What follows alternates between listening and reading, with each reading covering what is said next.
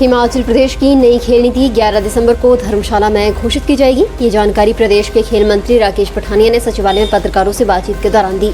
उन्होंने कहा कि केंद्रीय खेल मंत्री अनुराग ठाकुर धर्मशाला आकर नई खेल नीति को लॉन्च करेंगे। नई नीति के तहत खेल संगठनों से राजनेता बाहर होंगे। खेल संगठनों में अब सिर्फ खिलाड़ियों को स्थान मिलेगा, वहीं विभिन्न विभाग में खेल कोटे के तहत भर्तियां बढ़ाई जाएंगी। पठानिया ने कहा कि अनुराग ठाकुर ने खेल नीति में कुछ संशोधन करने के सुझाव दिए हैं, इन पर विभागीय अधिकारी काम कर रहे हैं। हिमाचल प्रदेश के 4500 से अधिक प्री प्राइमरी स्कूल में nursery teacher training ECC care करने वालों और आंगनबाड़ी कार्यकर्ताओं को नियुक्तियां दी जाएंगी। नर्सरी KG कक्षाओं के लिए 70:30 में इनकी नियुक्तियां करने का सरकार ने फैसला लिया है।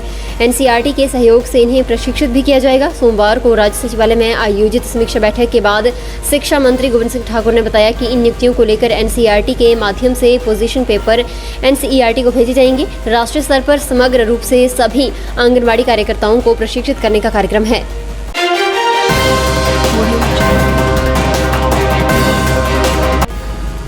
राज्य बिजली बोर्ड के अधिकारियों ने जल शक्ति महकमे परियोजनाओं में ढील देने पर ठीकरा फोड़ दिया है। प्रदेश में करीब 2 दर्जन सिंचाई और पेयजल योजनाओं के लिए बिजली के कनेक्शन लंबे समय से नहीं दिए जा रहे हैं, जिससे जल शक्ति विभाग को उन्हें धरातल पर लागू करने में दिक्कत आ रही है। इस संबंध में ऊर्जा मंत्री सुखराम चौधरी ने कड़ा संज्ञान लिया है और अधिकारियों से स्पष्टीकरण तलब किया है।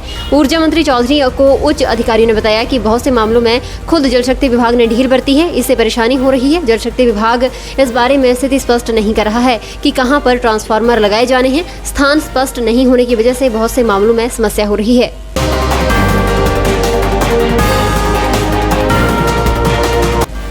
झंडूता के अंतर्गत धनीगाम में वन रक्षक के साथ मारपीट मामले में शाहतलाई पुलिस ने 2 लोगों को गिरफ्तार किया है। वन रक्षक की शिकायत के आधार पर यह कार्रवाई की गई है। एक का नाम राकेश कुमार और दूसरे का नाम सुखदेव बताया जा रहा है। फॉरेस्ट गार्ड पवन कुमार ने पुलिस में शिकायत दर्ज करवाई है कि वे अपने क्वार्टर को जा रहा था, तभी इन 2 लोगों ने उस पर हमला कर दिया, जिससे उसे आंख, मुंह और शरीर पर गहरी चोटें आई हैं। उल्लेखनीय है कि वन परिक्षेत्र कलोल के अंतर्गत आने वाले कोट आधार की अलग अलग जगहों पर पिछले कुछ महीने से रात के समय JCB लगाकर जंगलों में अवैध सड़कें निकाली जा रही हैं, मगर हैरानी की बात यह है कि कोई भी कार्रवाई नहीं की जा रही है।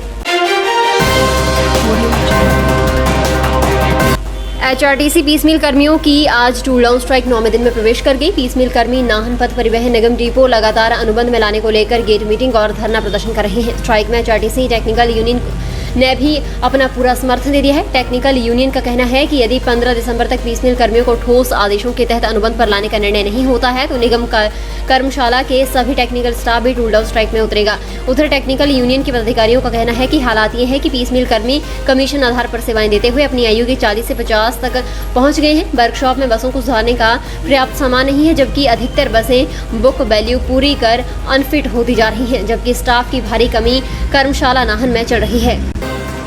सब्सक्राइब करें हमारे YouTube चैनल को और ताज़ा खबरों की नोटिफिकेशन पाने के लिए प्रेस करें बेल आइकन को। चंबा पठानकोट NH स्थित गोली कस्बे में गत देर रात्रि आग लगने से 4 दुकानें जलकर राख हो गईं। आग की इस घटना में करीब 30 लाख रुपए का नुकसान आंका गया है। प्रथम दृष्टया आग लगने का कारण बिजली का शॉर्ट सर्किट माना गया है। पुलिस ने घटना की इत्तला रपट रोजनामचे में डालकर आग लगने की विस्तृत कारणों की जांच आरंभ कर दी है। आगजनी में 4 दुकानदार प्रभावित हुए हैं। उपमंडलीय प्रशासन की ओर से हल्का पटवारी को आग से हुए नुकसान की विस्तृत रिपोर्ट तैयार करने के निर्देश जारी कर दिए गए हैं। हिमाचल प्रदेश में 1 जनवरी 2016 से लागू हो रहे नए पे कमीशन को लेकर इसी महीने नोटिफिकेशन होने वाली है। इसकी वजह यह है कि 1 जनवरी 2022 से बनने वाली सैलरी नए पे कमीशन के हिसाब से होगी। लेकिन नई बात यह है कि अब 31 मार्च से पहले राज्य सरकार एरियर भी दे सकती है। राज्य सरकार के पास जितनी लोन लिमिट इस साल की बची है उसके हिसाब से एरियर की एक किस्त 31 मार्च से पहले दी जा सकती है। ये इस बात पर निर्भर करेगा कि लोन के बचे 3000 करोड़ कब लिए जाते हैं। जयराम सरकार ने इस साल की लोन लिमिट में से अभी सिर्फ 3000 करोड़ का लोन लिया है और इसमें से 2000 करोड़ पिछले महीने ही ले लिया गया था। अब 3000 करोड़ का लोन और बचा है।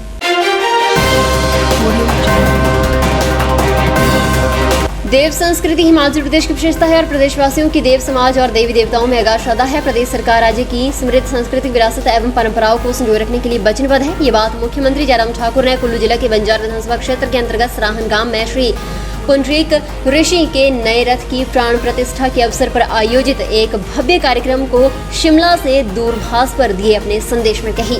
मुख्यमंत्री को इस कार्यक्रम में व्यक्तिगत रूप से उपस्थित रहना था, परंतु किन्हीं अपरिहार्य कारणों से वे वहां नहीं जा सके। मुख्यमंत्री ने कहा कि क्षेत्र के लोगों की देवता पुंडरीक ऋषि में असीम श्रद्धा है और उन्हें भगवान विष्णु का रूप माना जाता है। उन्होंने कहा कि एक जनश्रुति के अनुसार ग्राम दोगली के निकट सराहरी सरोवर के पास ऋषि लंबे समय तक तपस्या में लीन रहे और भगवान विष्णु ने उन्हें दर्शन देकर बैकुंठ धाम आने का निमंत्रण।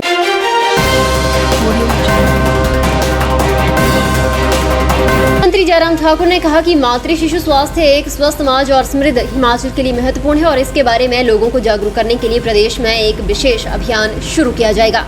वे आज राज्य सरकार और नीति आयोग द्वारा पोषण और सहकारी संघवाद विषय पर आयोजित कार्यशाला को संबोधित कर रहे थे। मुख्यमंत्री ने कहा कि पोषण को एक जन आंदोलन बनाने के लिए जमीनी स्तर पर और अधिक जागरूकता लाने की आवश्यकता है। उन्होंने कहा कि प्रदेश सरकार ने पोषण जागरूकता के लिए आंगनबाड़ी कार्यकर्ताओं का प्रशिक्षण पूरा कर लिया है और अब 18,925 आंगनबाड़ी और 5,99,643 अभ्यर्थियों को पोषण ट्रैकर पर पंजीकृत किया जा रहा है। उन्होंने कहा कि अति कुपोषित एवं मध्यम कुपोषित बच्चों के प्रबंधन के लिए हिमाचल प्रदेश राष्ट्रीय स्वास्थ्य मिशन और महिला एवं बाल विकास विभाग के सहयोग से एक मानक संचालन प्रक्रिया तैयार की गई है।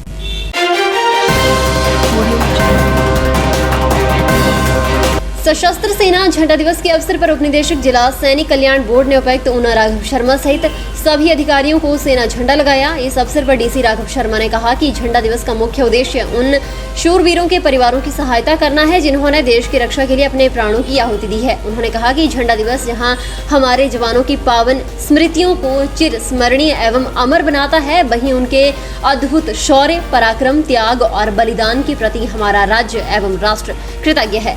हमारा ये कर्तव्य है कि देश पर बलिदान होने वाले जवानों के आश्रितों की उचित सहायता की जाए। फिलहाल के लिए बस इतना ही और बड़ी खबरों के लिए बने रहे न्यूज़ सुपर भारत के साथ।